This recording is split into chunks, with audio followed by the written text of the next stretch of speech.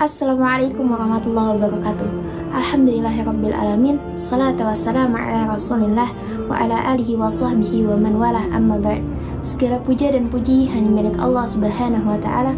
Kita beribadah kepadanya, kita menyembah kepadanya, dan kita meminta pertolongan hanyalah kepadanya.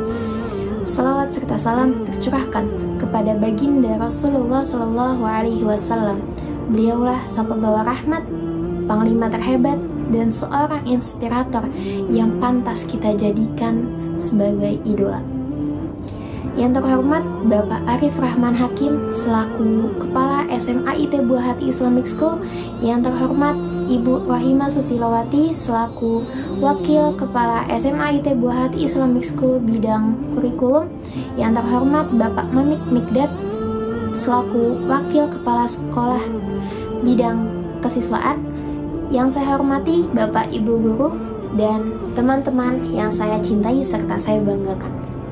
Izinkan saya untuk menyampaikan beberapa hal mengenai informasi mempengaruhi pikiran. Sebelumnya, saya akan memperkenalkan satu tokoh Islam, yaitu Ustadz Felix Xiao.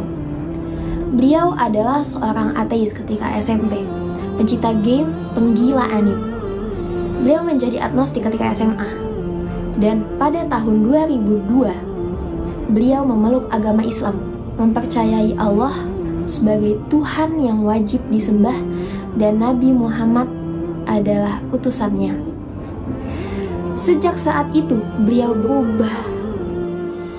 Yang kurang pada kita adalah seringkali kita menganggap remeh kejahatan pada alam semesta. Kita nggak tahu kalau misalnya bumi ini rusak, misalnya laut rusak, ekosistem rusak. Sekarang beliau sudah menjadi Ustadz temporer Indonesia yang memiliki lebih dari 4 juta followers dan telah bergabung di gerakan para ulama di Barisan Bangun Negeri.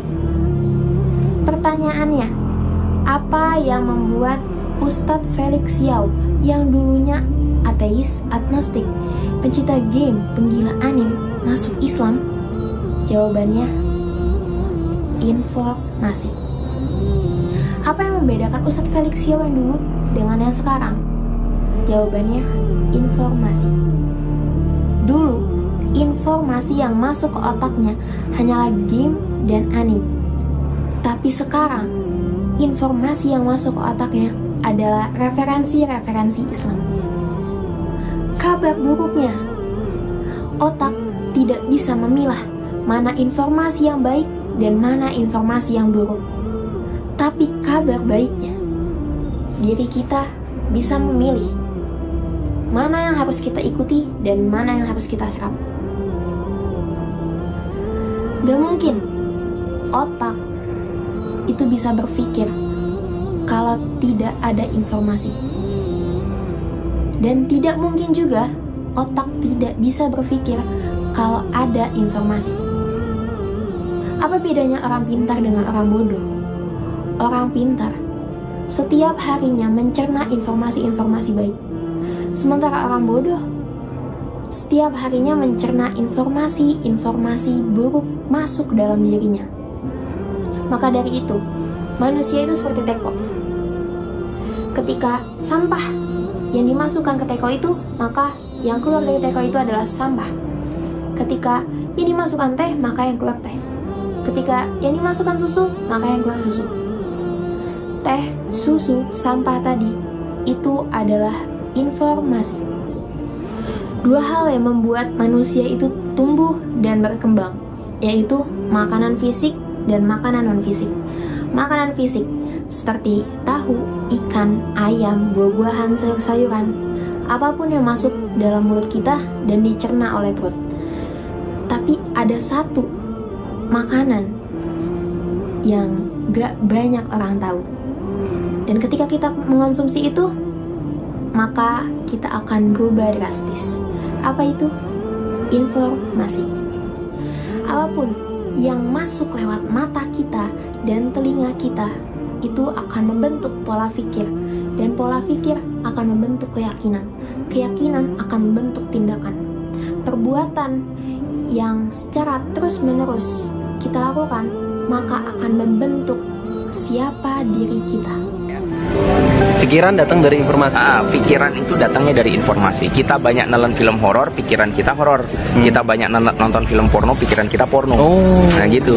Pikiran itu dari informasi. Nah pikiran itu akan melahirkan keyakinan. Jadi orang itu yakinnya atas sesuatu itu karena sesuatu itu dipikirkan.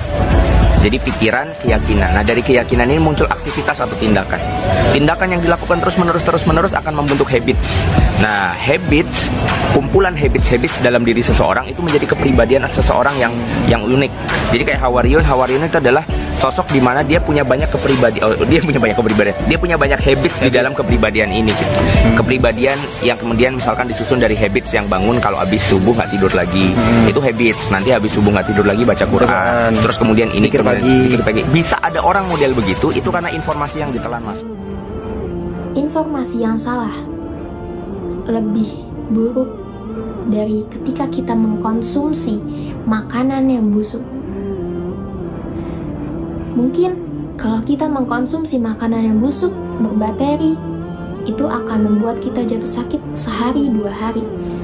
Tapi ketika kita mengkonsumsi informasi yang salah, pornografi misalnya, itu akan merusak otak kita serta omongan kita dan juga perilaku dan tindakan kita yang hina. So, kalau mau berubah, maka yang pertama yang harus kita lakukan adalah merubah informasi. Tantang diri kita untuk setiap hari mencerna informasi-informasi baik masuk dalam diri kita. Seperti kajian, membaca buku, atau bertemu orang-orang soleh misalnya. Jika kita melakukan itu secara konsisten, maka kita akan berubah. Mungkin sekian dari saya. Kurang lebihnya mohon maaf. Wabillahi taufiq wa hidayah. Wassalamualaikum warahmatullahi wabarakatuh.